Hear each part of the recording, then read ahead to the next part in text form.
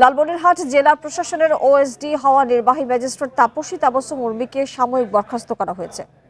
তার বিরুদ্ধে চাকরি বিধি অনুযায়ী প্রশাসনিক ব্যবস্থা নেওয়ার প্রক্রিয়া শুরু হয়েছে। দুপুরে এই তথ্য জানিয়েছে জনপ্রশাসন মন্ত্রণালয়। অন্তর্বর্তী সরকারের প্রধান উপদেষ্টা ডক্টর মোহাম্মদ ইউনূসকে নিয়ে উর্মির ফেসবুক পোস্ট নিয়ে সমালোচনা শুরু হলে রোববার তাকে ওএসডি করে জনপ্রশাসন মন্ত্রণালয় বদলি করা হয়। শনিবার নিজের ফেসবুকে তাপসী তাবাসসুম উর্মি লেখেন, অন্তর্বর্তী সরকার সাংবিধানিক ভিত্তিহীন, রিসেট বাটনে পুশ করা নিয়ে প্রধান উপদেষ্টার বক্তব্যের সমালোচনা করেন তিনি। ডক্টর ইউনূসকে উদ্দেশ্য করে উর্মি আরও লেখেন, তার কাউন্টডাউন শুরু হয়ে গেছে।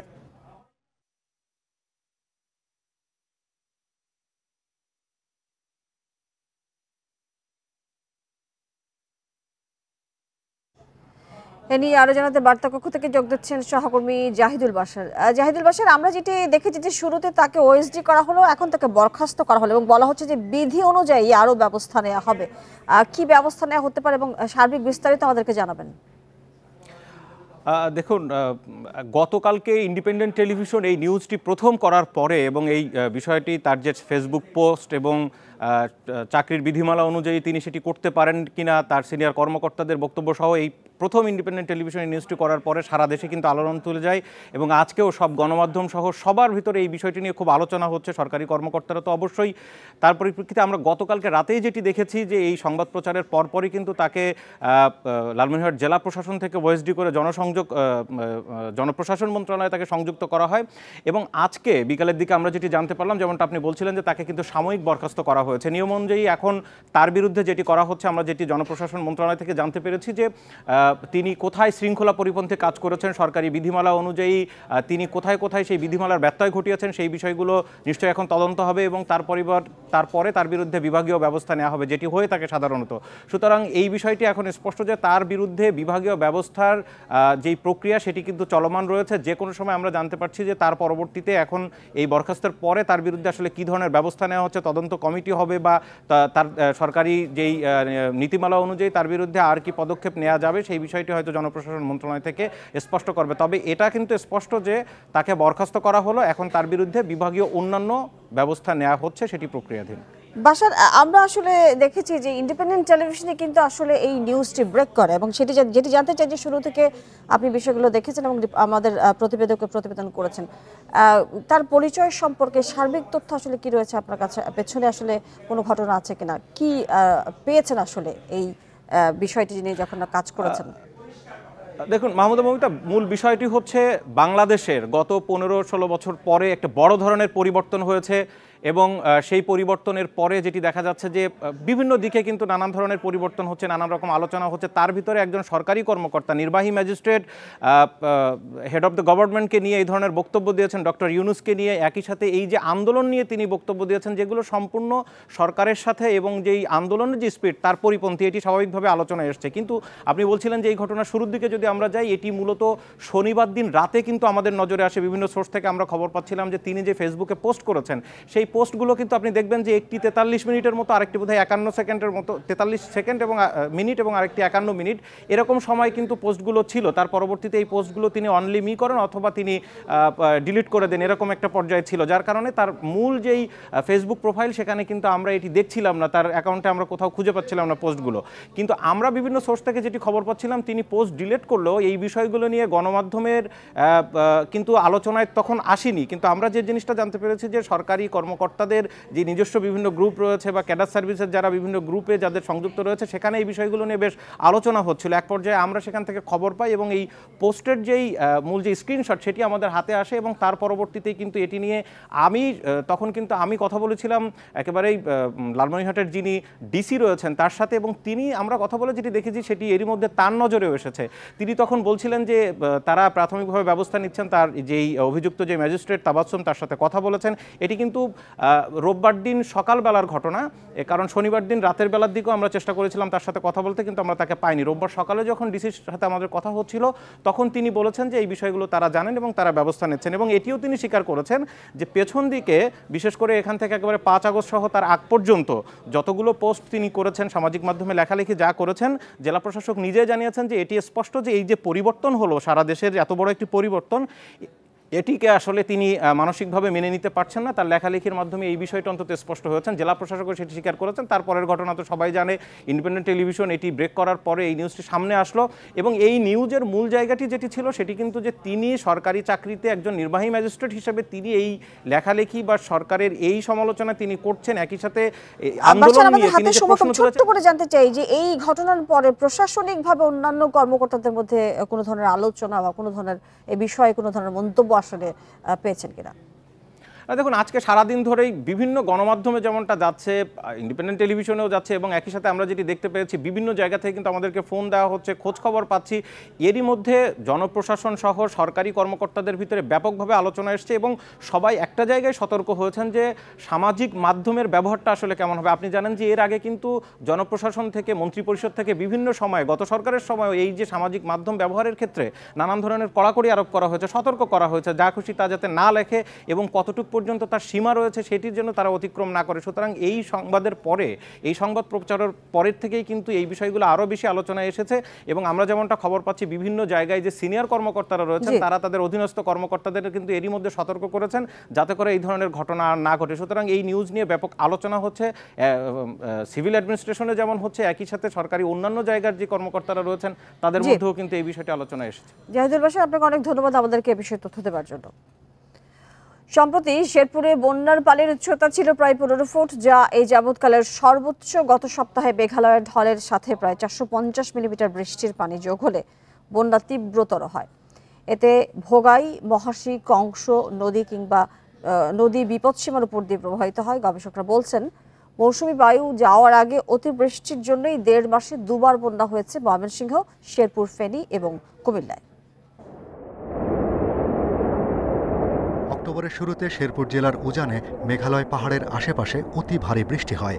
উজান থেকে আসা এই পানি সাধারণত চেরাপুঞ্জি হয়ে সুনামগঞ্জের হাওরে আসে। তবে এবারের এই ঢল অর্ধেকই দক্ষিণে ভোগাই, মহারশী, কংস নদী দিয়ে শেরপুর, নালিতাবাড়ি, নেত্রকোনায় প্রবাহিত হয়।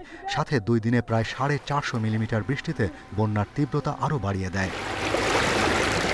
ময়মনসিংহ, শেরপুর, নালিতাবাড়ি, ধোবাউড়া ও হালুয়াঘাট সহ কিছু এলাকায় ব্যাপকভাবে প্লাবিত হয়। তবে বন্যা পূর্বাভাস কেন্দ্র বলছে জিঞ্জিরাম ও সোমেশ্বরী নদীর পানি বিপদসীমার উপরে থাকায় জামালপুর ও নেত্রকোনার বন্যা পরিস্থিতি উন্নতি হতে আরও কয়েকদিন সময় লাগবে। নুকুয়াগাঁও বাংলাদেশ পানি উন্নয়ন বোর্ডের যে একটা জায়গা আছে, সেখানে যদি আপনারা দেখেন একদিনে পানির উচ্চতা বেড়েছে 5 মিটার, 15 ফিটের বেশি। এটা খুবই অস্বাভাবিক ওই স্টেশনের জন্য এবং প্রিভিয়াস রেকর্ড এরকম নাই। এতে করে যে এরকম তীব্র উচ্চমাত্রার বন্যা হয়ে যাবে এটাও আমাদের যুক্তিতে বা ক্যালকুলেশনে পড়ে না। আবহাওয়া অধিদপ্তরের তথ্য বলছে বঙ্গোপসাগরে লঘুচাপের প্রভাব ছিল সেপ্টেম্বরের শেষ থেকেই। আবার এই মাসের মাঝামাঝিতে মৌসুমী বায়ু বিদায় নেবে। তাই শেষ সময়ে বিক্ষিপ্তভাবে সারা দেশে বৃষ্টি হলেও এখন টানা বর্ষণের সম্ভাবনা নেই। তবে 2 থেকে 3টি লঘুচাপ সৃষ্টি হতে পারে বঙ্গোপসাগরে, যার একটি ঘূর্ণিঝড়ে রূপ নিতে পারে। তো বঙ্গোপসাগরে 1 থেকে 3টি লঘুচাপ সৃষ্টি হতে পারে, যার মধ্যে একটি ঘনীভূত হয়ে নিম্নচাপ অথবা ঘূর্ণিঝড়ে রূপ নেওয়ার সম্ভাবনা আছে। তবে রূপ নিলেই যে বাংলাদেশের উপকূলে আসবে সে ধরনের এখন কোনো পরিস্থিতি নেই। এদিকে বন্যা পূর্বাভাস কেন্দ্র বলছে 72 ঘন্টায় ব্রহ্মপুত্র, যমুনার পানি কিছুটা বৃদ্ধি পেতে পারে। তিস্তা, পদ্মা ও মেঘনার পানি বিপদসীমার অনেক নিচে থাকায় দেশে বড় বন্যার শঙ্কা নেই। Shahriar Anirban, independent news, Dhaka. 2 ঘন্টার ভারী বৃষ্টির কারণে ভোগান্তিতে রাজধানীবাসী। দুপুরের পর থেকে শুরু হয় বৃষ্টি। এতে ডুবে গেছে বেশ কিছু এলাকার অলিগলি। Moghbazar, Bangla Motor, Green Road, Bangshal, Puran Dhaka, Segunbagicha, Panthapath, Tejkunipara, Tejturi বাজার সহ বিভিন্ন সড়কে জলাবদ্ধতার সৃষ্টি হয়। কোথাও কোথাও হাঁটু পানি জমে যায়। এতে ভোগান্তিতে পড়তে হয় সেসব সড়কে চলাচল করা মানুষদের। এছাড়া আবহাওয়া অধিদপ্তর জানিয়েছে আগামী 24 ঘন্টায় ময়মনসিংহ ও সিলেট বিভাগের প্রায় সব জায়গায় বৃষ্টি হতে পারে। এছাড়া ঢাকা, রংপুর, রাজশাহী, খুলনা, বরিশাল এবং চট্টগ্রাম বিভাগের কিছু কিছু জায়গায় অস্থায়ীভাবে দমকা হাওয়া সহ হালকা থেকে মাঝারি ধরনের বৃষ্টি ও বজ্রসহ বৃষ্টি হতে পারে। আবার কোথাও কোথাও মাঝারি থেকে ভারী বর্ষণও হতে পারে। আধা ঘন্টা পানি হইলে অবস্থা খুব খারাপ, বাসার ভিতরে পানি তো ঢুকবে অবশ্যই। এটা গাড়ি যাইতে পারে না, সিএনজি যাবে পানির মধ্যে ডুবি থাকে। রাস্তায় জ্যামজট হয়ে যায়। আমাদের যে চলাফেরা সেটাও প্রতিনিয়ত সমস্যা হয়, হাঁটু অব্দি পানি চলে যায় আর কি। সহজ শর্তে বিদেশি ঋণযুক্ত প্রকল্পে বেশি গুরুত্ব দিচ্ছে অন্তর্বর্তী সরকার। সোমবার একনেক সভায় অনুমোদিত 4 প্রকল্পে ব্যয় হবে প্রায় 24,500 কোটি টাকা, যার 65 ভাগই হবে বৈদেশিক ঋণে। সভা শেষে সাংবাদিকদের পরিকল্পনা উপদেষ্টা জানান, অপচয় রোধে প্রকল্প বাস্তবায়নে কঠোর নজরদারি করবে সরকার। বিদায়ী সরকার রাজনৈতিক বিবেচনায় কম গুরুত্বপূর্ণ অনেক প্রকল্প হাতে নেয়। অন্তর্বর্তী সরকার ক্ষমতা নেয়ার পরই সেগুলো কাটছাঁটে তালিকা তৈরি শুরু করে। প্রাথমিক পর্যায়ে থাকা রাজনৈতিক প্রকল্প বাদ দেয়া হচ্ছে, কমানো হচ্ছে অন্যান্য প্রকল্পের পরিধিও। সরকার বিদেশি মুদ্রার যোগান বাড়াতে সহজ শর্তের ঋণযুক্ত প্রকল্প বাস্তবায়নে বাড়তি গুরুত্ব দিচ্ছে। জানা যায়, দীর্ঘমেয়াদী এসব ঋণে টেকসই উন্নয়ন নিশ্চিতে নীতিমালাও তৈরি করা হবে। রাজধানীতে মানুষের চাপ কমাতে ঢাকার আশেপাশে এবং বিভাগীয় শহরগুলোতে নাগরিক সুবিধা বাড়াতে চায় সরকার। এজন্য একনেকে 5,900 কোটি টাকার প্রকল্প অনুমোদন দেয়া হয়েছে। আমাদের অতীত অভিজ্ঞতায় দেখেছি যে তারা ওই 30 বছর পরও আবার এটাকে আবার নতুন প্রকল্পে স্থানান্তর করে। কাজে ওখানে যে ঋণের বোঝা খুব বাড়ছে না, এরকম ধরনের বিদেশি অর্থায়ন প্রকল্প, অর্থায়নপুষ্ট প্রকল্পগুলোই আমরা আগে হাত দিচ্ছি, কিন্তু যেগুলো আমাদের জরুরি দরকার বলে মনে করছি। সংবাদ সম্মেলনে জানানো হয়, প্রকল্পে গাড়ি কেনায় ব্যয় কমাতে সারা দেশে সরকারি গাড়ির তথ্য সংগ্রহ করা হবে। এসব গাড়ির সর্বোচ্চ ব্যবহার নিশ্চিতে জোর দিচ্ছে সরকার। একনেকে 11,500 কোটি টাকায় কালুরঘাট রেল কাম সড়ক সেতু নির্মাণের প্রকল্প পাশ হয়। মাতারবাড়ি গভীর সমুদ্র বন্দর প্রকল্পের ব্যয় বাড়ানো হয়েছে 6,574 কোটি টাকা। এটা আমরা সাহস করে করলাম এই কারণে যে অনেক দিন ধরে চীন করবে না ভারত করবে এ নিয়ে বহু টানাপোড়েন চলছিল, কোনো কিছুই হচ্ছিল না। এটা যে কারণে বললাম একটা ভূরাজনৈতিক তাৎপর্যপূর্ণ একটা বড় প্রকল্প। এবং আমরা ভাবলাম যে জাপান কিন্তু একটা দেশ যেটা অত্যন্ত, আমি আগেই বলেছি, খুব সহজ শর্তে ঋণ দেয়। সংবাদ সম্মেলনে সরকারি বেসরকারি বিনিয়োগ কমে গেলে বাজারে মন্দা তৈরির শঙ্কাও তুলে ধরা হয়। ব্যয় না বাড়িয়ে একনেকে 7 প্রকল্প বাস্তবায়নে সময় বাড়ানো হয়েছে। অর্থ ব্যয় করতে হবে না। Hari Saha, independent news, Dhaka. 3 দশকে দেশে মাদক সেবীর সংখ্যা 50 গুণ বেড়েছে জানিয়ে মাদক নিয়ন্ত্রণে নিজেদের ব্যর্থতা স্বীকার করে নিলেন অধিদপ্তরের শীর্ষ কর্মকর্তারা। এখন থেকে মাদক কারবারে জড়িত রাঘব বলদেরও ধরা হবে, জানান সংস্থার মহাপরিচালক। সকালে মাদকদ্রব্য নিয়ন্ত্রণ অধিদপ্তরের কার্যালয়ে এক সংবাদ সম্মেলনে এসব কথা বলেন কর্মকর্তারা। সোমবার এক সংবাদ সম্মেলনে মাদক অপরাধ দমন বিষয়ে নিজেদের কার্যক্রম তুলে ধরেন অধিদপ্তরের মহাপরিচালক খন্দকার মোস্তাফিজুর রহমান। তিনি জানান, গত 1 মাসে 11 শীর্ষ মাদক কারবারি সহ তালিকাভুক্ত 89 জনকে গ্রেপ্তার করা হয়েছে। আমরা ছোট ছোট মাদক ব্যবসায়ী, খুচরা ব্যবসায়ী, এদেরকে আমরা ধরি, আসলে তা না। আমরা ছোট বড় সব ধরি, কাউকে আমরা ছাড় দিই না। সাংবাদিকরা দেশে বৈধ ও অবৈধ বারের সংখ্যা জানতে চাইলে প্রথমে এ তথ্য দিতে অপারগতা প্রকাশ করেন ডিজি। পরে তিনি জানান, 5 তারকা হোটেল সহ মোট 177টি প্রতিষ্ঠানের অনুকূলে দেশে বৈধ বার 237টি। সাংবাদিকেরা বিগত সময়ে তার বিরুদ্ধে দুর্নীতির অভিযোগ তুললে সেসব অস্বীকার করে মহাপরিচালক বলেন, প্রমাণ থাকলে যে কোনো শাস্তি মেনে নেবেন তিনি। যদি এক বিন্দু অন্যায় দেখাতে পারেন তখন আপনার আশা আসবেন। কোনো অন্যায় করি নেই, কখনো করিনি। আজকাল চাকরি 34 বছর, from the beginning till now আমি কোথাও কোনো অন্যায় করিনি। কোথাও আমার মধ্যে কোনো অন্যায় অর্থ টাকা নিয়ে কারোর থেকে অন্যায় কাজ করিনি কোথাও। গত কয়েক দশকে মাদকাসক্তের পরিমাণ কয়েক গুণ বেড়েছে জানিয়ে মাদক নিয়ন্ত্রণে নিজেদের ব্যর্থতা দায় স্বীকার করে নেন সংস্থার অতিরিক্ত মহাপরিচালক। এটা বলার কোনো অপেক্ষা রাখে না। আমি যদি বলি 1990 সালে আমরা যাত্রা শুরু করছি, তখন 1.5 লাখের মতো ছিল, এখন 35 লাখ, কেউ বলে 70 লাখ অ্যাডিক্ট। সুতরাং এটা তো জ্যামিতিক হারে বাড়ছে। আমি বলি যে মাদককে আমরা তো কন্ট্রোল করতে পারতেছি না, উল্টো মাদক আমাদেরকে কন্ট্রোল করতেছে। আমাদের আর্থসামাজিক অবস্থাটাই এমন হয়ে গেছে। অধিদপ্তরে কোনো কর্মকর্তার বিরুদ্ধে দুর্নীতির বা মাদক কারবারে জড়িত থাকার অভিযোগ পেলে ব্যবস্থা নেওয়ার আশ্বাস দেন শীর্ষ কর্মকর্তারা। Khaled Raihan, independent news, Dhaka. ভারতীয় আধিপত্যবাদের বিরুদ্ধে কথা বলায় বুয়েট শিক্ষার্থী আবরার ফাহাদকে ছাত্রলীগের সন্ত্রাসীরা পিটিয়ে হত্যার দাবি করে এই ঘটনার সুষ্ঠু বিচার চেয়েছে তার পরিবার। বিকেলে রাজধানীর পলাশী মোড়ে আবরারের হত্যাকাণ্ডের ৫ম বার্ষিকী উপলক্ষে আয়োজিত স্মরণ সভায় হত্যার সাথে জড়িত হল প্রশাসন সহ অনেকেই এখনো ধরাছোঁয়ার বাইরে বলেও অভিযোগ করেন নিহত আবরারের বাবা মোহাম্মদ বরকতুল্লাহ। ২০১৯ সালের ৬ অক্টোবর দিবাগত রাতে বাংলাদেশ প্রকৌশল বিশ্ববিদ্যালয়ের শেরেবাংলা হলে ছাত্রলীগের একদল নেতাকর্মীর নির্যাতনে নিহত হন আবরার ফাহাদ। ২০২১ সালের ৮ ডিসেম্বর আবরার হত্যা মামলায় ২০ জনের মৃত্যুদণ্ড ও ৫ ছাত্রলীগ নেতাকে যাবজ্জীবন কারাদণ্ড দেয় আদালত। আবরার ফাহাদের ৫ম মৃত্যুবার্ষিকী উপলক্ষে সোমবার আগ্রাসন বিরোধী ৮ স্তম্ভ পুনর্নির্মাণ শিরোনামে পলাশী মোড়ে স্মরণসভার আয়োজন করে। এতে যোগ দিয়ে ফাহাদের বাবা জানান, ন্যায় বিচারের আশায় এখনও তারা দাঁড়ে দাঁড়ে ঘুরছেন। নতুন সরকারের কাছে ঘটনার পুনঃতদন্ত সাপেক্ষে ন্যায় বিচার দাবি করেন তার বাবা বরকতুল্লাহ। আমরা তো এখনো আমাদের হত্যার বিচার পাইনি। তা আমরা বর্তমান সরকার আছে, নিরপেক্ষ সরকার, অন্তর্বর্তীকালীন সরকার, ওনাদের কাছে আমাদের আহ্বান থাকবে আমরা যেন আবরার ফাহাদের সঠিক বিচার পাই। আবরার হত্যার বিচার দাবি করে বৈষম্য বিরোধী ছাত্র আন্দোলনের সমন্বয়করা। এ সময় তারা ছাত্রলীগকে সন্ত্রাসী আখ্যা দেন। বক্তব্য রাখেন আমার দেশ পত্রিকার ভারপ্রাপ্ত সম্পাদক মাহমুদুর রহমান।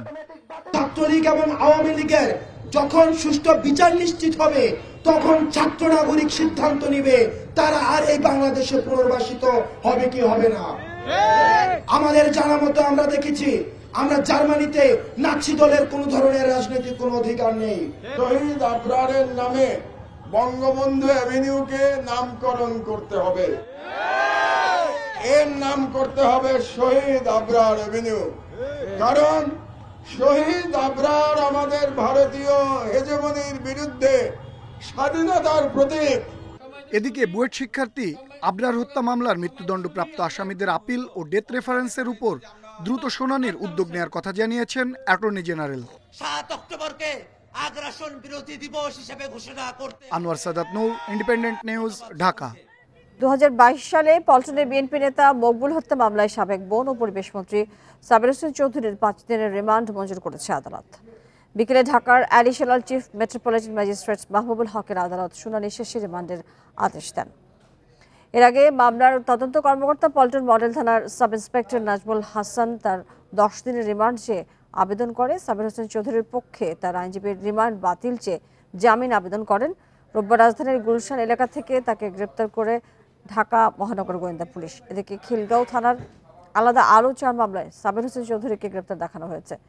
এদিকে পল্টনের যুবদল নেতা শামীম হত্যা মামলায় সাবেক মুখ্য সচিব নজিবুর রহমান এবং সাবেক সচিব আমিরুল ইসলাম ৩ দিনের রিমান্ড দিয়েছে আদালত।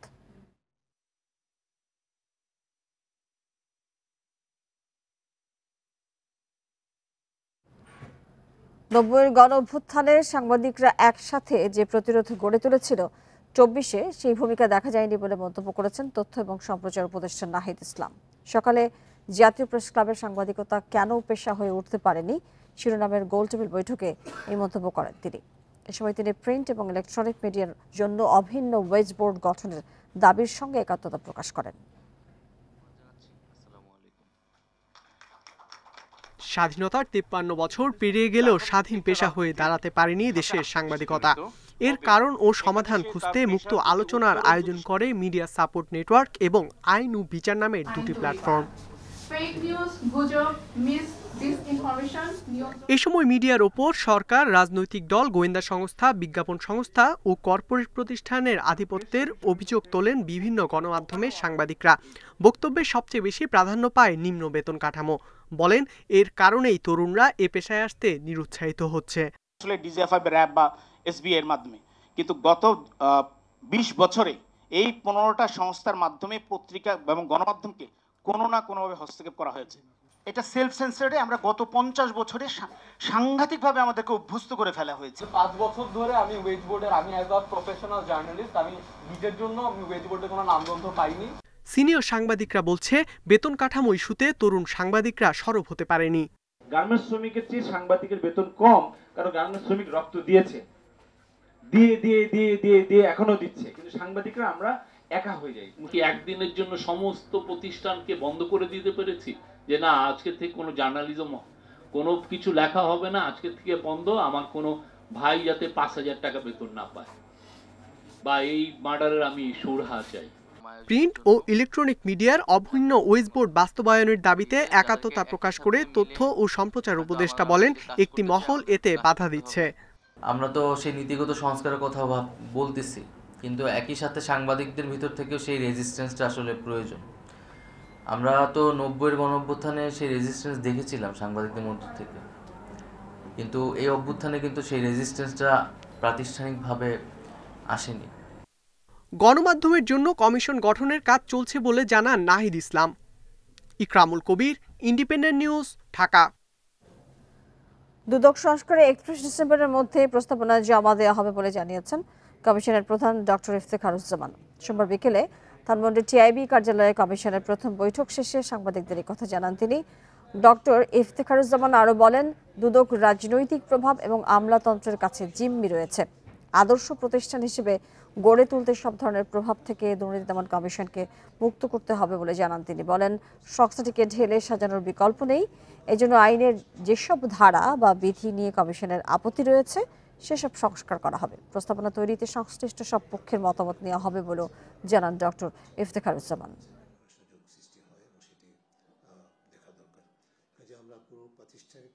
কমিশনের বিবেচনায় দুদকের নিয়োগ প্রক্রিয়া থেকে শুরু করে পুরো বিষয়টি যেন বস্তুনিষ্ঠ হয় এবং এমনভাবে হয় যাতে করে দলীয় প্রভাব মুক্ত হয়ে দুদক যে কার্যকরতার যে শিকার হয়েছে সেটি যেন আর পুনরাবৃত্তি না হয়, এটি নিশ্চিত করার জন্য আমরা পরামর্শ দেব, সুপারিশ দেব। দুর্নীতি এবং দলীয় পক্ষপাতে অভিযুক্ত বিচারপতিদের পদত্যাগের আলটিমেটাম দিয়েছেন সুপ্রিম কোর্টের আইনজীবীরা। 20 অক্টোবরের মধ্যে পদত্যাগ না করলে 30 জন বিচারপতির তালিকা জনসম্মুখে প্রকাশের হুমকি দিয়েছেন তারা। এরই মধ্যে প্রধান বিচারপতির কাছে জমা দেওয়া হয়েছে। সোমবার সুপ্রিম কোর্ট প্রাঙ্গণে সাধারণ আইনজীবীদের ব্যানারে এক মানববন্ধনে নেতারা বলেন, দুর্নীতিবাজ বিচারপতিদের সাহায্যে বিচার বিভাগের ওপর নিয়ন্ত্রণ নিতে সক্ষম হয়েছিল ফ্যাসিবাদী সরকার। তারা ব্যক্তিগত ও দলীয় স্বার্থে বিচার বিভাগকে ব্যবহার করেছে। ছাত্র জনতার অভ্যুত্থানকে সফল করতে বিচার বিভাগকে এইসব দুর্নীতিবাজ ও দলীয় বিচারপতি মুক্ত করতে হবে বলে দাবি করেছেন আইনজীবীরা। যারা ইন্টেলেকচুয়াল করাপশন করেছে, ইন্টেলেকচুয়ালি এবং সরাসরি শেখ হাসিনা, শেখ তাপস এবং ফ্যাসিবাদের পক্ষে রায় দিয়েছে, ফ্যাসিবাদকে জিয়ে রেখেছে, আমরা আপনাদের সামনে আসবো এবং লিস্টটা প্রকাশ করে দেব। আমরা পাবলিকলি লিস্টটা দিয়ে দেব। পুঁজিবাজারের সার্বিক উন্নয়ন, বিনিয়োগকারীদের আস্থা বৃদ্ধি এবং সুশাসন নিশ্চিতে 5 সদস্যের টাস্কফোর্স গঠন করেছে পুঁজিবাজার নিয়ন্ত্রক সংস্থা বিএসইসি। সোমবার শেয়ারবাজার সংস্কারের লক্ষ্যে বিএসইসি এই টাস্কফোর্স গঠন করে। বিএসইসির সংবাদ বিজ্ঞপ্তিতে জানানো হয়, টাস্কফোর্সের জন্য 17টি কার্যপরিধি নির্ধারণ করা হয়েছে। এতে বলা হয়েছে, পুঁজিবাজারের আকার তথা জিডিপি ও বাজার মূলধনের অনুপাত কম হওয়ার কারণ চিহ্নিত করে সরকারের আর্থিক খাতের নীতি প্রণয়ন ও প্রস্তাবনা দেবে টাস্কফোর্স। এছাড়া বাজারের স্বচ্ছতা, জবাবদিহিতা এবং গভীরতা বৃদ্ধির জন্য নীতি প্রণয়ন করবে এই টাস্কফোর্স। এবছর চিকিৎসা শাস্ত্রে নোবেল পুরস্কার জিতেছেন 2 মার্কিন বিজ্ঞানী, ভিক্টর অ্যামব্রোস এবং গ্যারি রাভকুন। মাইক্রো আরএনএ আবিষ্কার এবং পোস্ট ট্রান্সক্রিপশনাল জিন নিয়ন্ত্রণে এর ভূমিকা বের করার কারণে এই পুরস্কার পেলেন তারা। সোমবার বিজয়ীদের নাম ঘোষণা করে royal Swedish academy of sciences. পুরস্কার হিসেবে 11 মিলিয়ন ক্রোনা পাবেন তারা। পুরস্কারের অর্থ নিজেদের মধ্যে ভাগ করে নেবেন বিজয়ীরা। মঙ্গলবার পদার্থবিদ্যা, বুধবার রসায়ন, বৃহস্পতিবার সাহিত্য, শুক্রবার শান্তি এবং সোমবার অর্থনীতিতে এবারের নোবেল বিজয়ীর নাম ঘোষণা করা হবে। 10 ডিসেম্বর বিজয়ীদের হাতে পুরস্কার তুলে দেওয়া হবে। ডিনামাইট উদ্ভাবক আলফ্রেড নোবেলের রেখে যাওয়া অর্থ থেকে প্রতি বছর নোবেল পুরস্কার দেওয়া হয়। এই ছিল আজকের সংবাদ সন্ধ্যায়। আরো বিস্তারিত জানতে চোখ রাখুন ফেসবুক, ইউটিউব এবং এক্সে। ধন্যবাদ সবাইকে সাথে থাকার জন্য।